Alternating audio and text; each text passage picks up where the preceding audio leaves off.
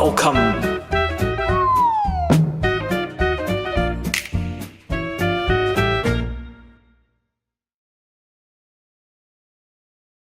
Hi, my name is Lyndsey Jane Moulds, and this is Future Proofing 101, How to Preserve Your Game. So my name is Lyndsey, and I work at Rhizome, where I do preservation research in New York. Rhizome is a little bit unique as an organization because it actually started as an artists collective, and then it later became a nonprofit. So we do curatorial and editorial work, mostly in a vein that's closer to the contemporary art scene, or what Rhizome would refer to as net art. But we've also published articles about games and commissioned games and game-like work. So we went from being a really small mailing list in 1996 to sort of serving as a nonprofit consultancy and just sort of friend to museums in 2018. So right now we're partnered with the New Museum in New York, and we're doing more work that people usually associate with institutions like museums and libraries, but we're still really small. We're about 10 people. And we ran a Kickstarter in 2015 to put 3 video games for girls online. They were previously only available in a CD-ROM format, but right now they're running online for the first time. So my full-time job is preserving video games and born digital art, which I explain as stuff made on and for computers. So what this talk is about is it's about a few small things that you can help your game to run in the future. It's about accessing and playing your old projects again, and it's about why preservation is really important and also really difficult. What this talk is not about is any quick fix, because there's not really any magic fix to port old games. If there was any way to instantly move something from one platform to another and have it work perfectly, we probably wouldn't pay people lots of money to port our games now. So this, for the same reason that that's difficult for old games, it's difficult for current games. It's not about restoring Unity web player only games to their former glory. This is unfortunately a really difficult thing we're struggling with right now. And it's not about file integrity, version control, or making backups. I think there are lots of resources online that have gone over sort of best practices for that kind of thing. So this isn't really about keep 3 backups in different places or use Git or anything like that. It's mostly focused on sort of a general process of care for your games and projects. So when I say preservation, what I actually mean is access or literal playability. So this is a card from my college's library collection, and it's a sort of hypermedia project called Patchwork Girl. And I wanted to access this in college. It was on a CD in my college library, and I went and I checked it out, and I wanted to access it for a paper I was writing. And it turned out that no one in the library on staff actually knew how I could access the contents of this CD. So there wasn't any computer at the library I could put this into and it would work. And so this is what Patchwork Girl actually looks like. It's this really rich hypertext thing, but the library had no way to preserve access or to provide access to this. And so when I think about preservation, that's what I'm thinking about, are these failures in preservation where we have something on a disk or we have something on a cartridge and we think that's preserved, it's in our archive. But when I started working at Rhizome, I wanted to formulate some ideas about what creators could do to actually keep their works playable and accessible, because that's what matters to me, that's what matters to a lot of people. It's not just a case of having something on a disk, because if you can't actually get any of the files out and experience them as you made them, it's really not worth very much. So ideally, whatever work you make should persist long after whatever commercial platforms you develop them for die out or are no longer available. So what can you do to increase the longevity of your work, which is a mortal piece of software? And when I think about this question, I think about it as being roughly split into 2 categories. First, there's how will my game be playable in the future? And then there's how will my game be playable in the future? Where the first future is sort of this short-term future, like maybe Windows 10 pushed a few upgrades, or Google Chrome automatically updated itself and now things don't work. But then there's also this longer-term future where maybe neither you nor I are there anymore to teach anyone what this game is supposed to look like or how it's supposed to behave. And one of the things I want to express is that this short future can really easily become this sort of more abstract future just because of the way humans remember things, or don't remember things, or misremember things. So at Rhizome, I sometimes work with artists who have given us very strange estimates for what year their work was released in, what size screen it should be displayed on, that kind of thing. And it's all the sort of thing where when you're making the game, you think, I wouldn't possibly ever forget these things, but we do. Like, a lot of us produce a lot of work over time, and it's actually quite easy to sort of lose sight of what we were doing in that moment because maybe we didn't document it, maybe it was just for a game jam or something like that. And that's fine, but any little thing you can do to help document your process of what you are thinking and doing is really helpful. So your goal in preserving your game for any of these futures is to increase the options that you'll have. So the first thing you can do, and this is obviously a huge ask, is to build your game for many, many platforms. But if you're using a cross-platform engine, it's okay to export to a bunch of formats, even if the exports aren't perfect, and even if they're formats that you're relatively sure you won't release for. So as a little aside, this is HyperCard Studio. And I wanted to show it as an example of how difficult or maybe even impossible it is to predict which kinds of media or file formats will be easiest to repair or emulate in the future. I made some of my very first games in HyperCard, and I have a pretty good chance, actually, of being able to load those up and play them, even in this sort of like web emulators that are around today, just because of how this emulation path has played out. So if you made the project in the 90s, there's a pretty good chance you'd be able to run it again if you had the intact files.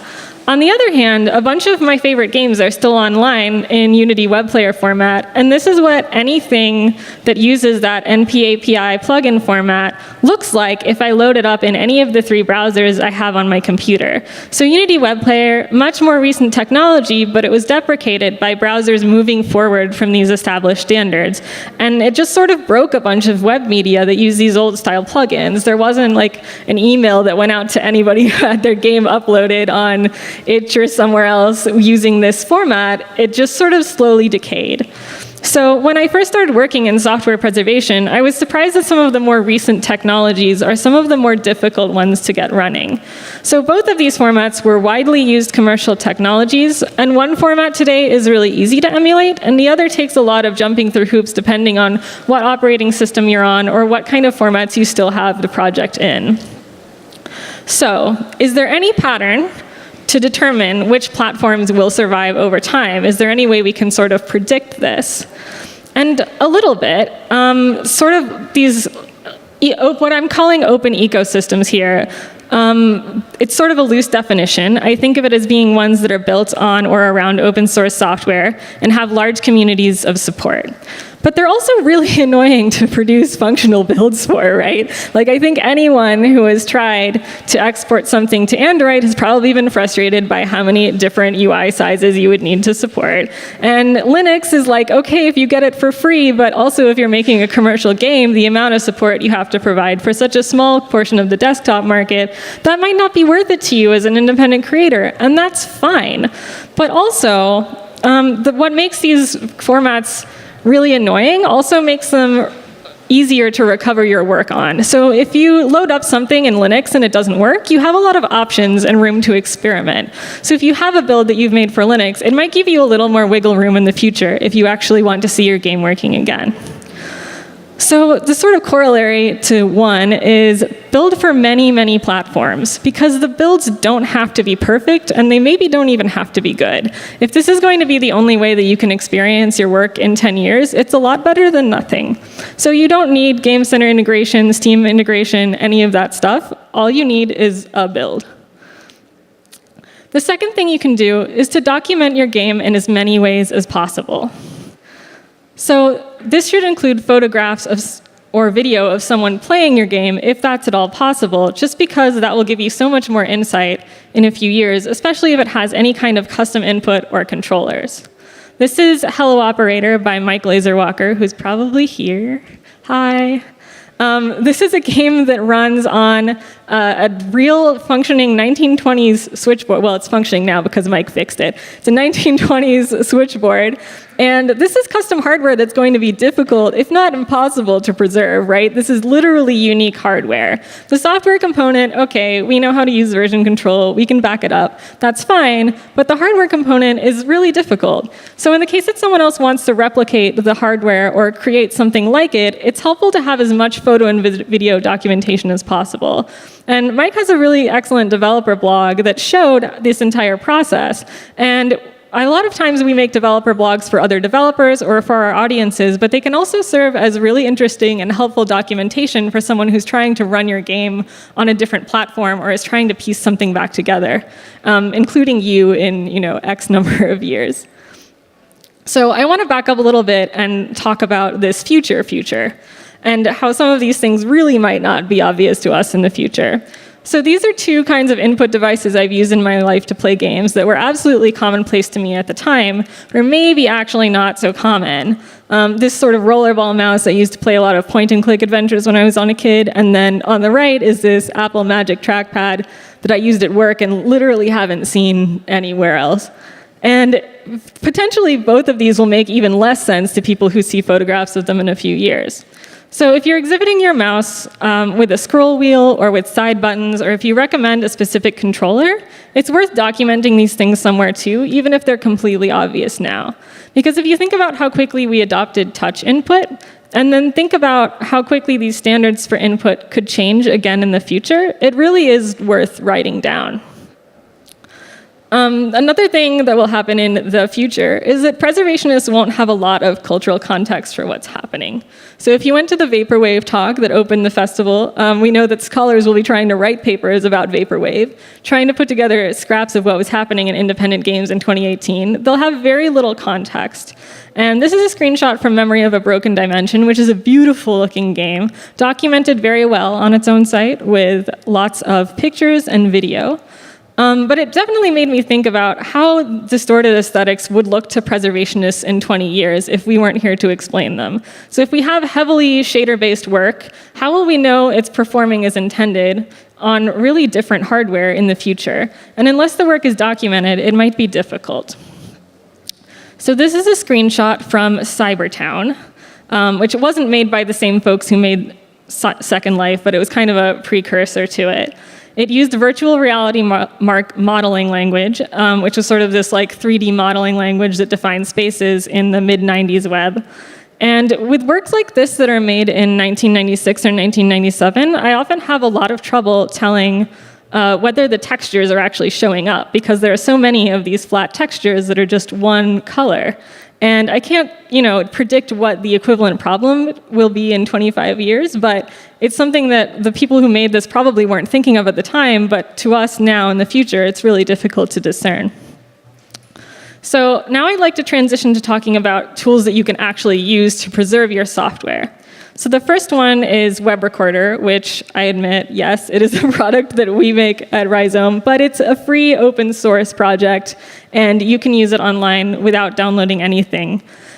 So for example, if you have a Flash game that you uploaded to a portal in the early 2000s, but you've lost the original files, this is an option for recovering and playing back that Flash file.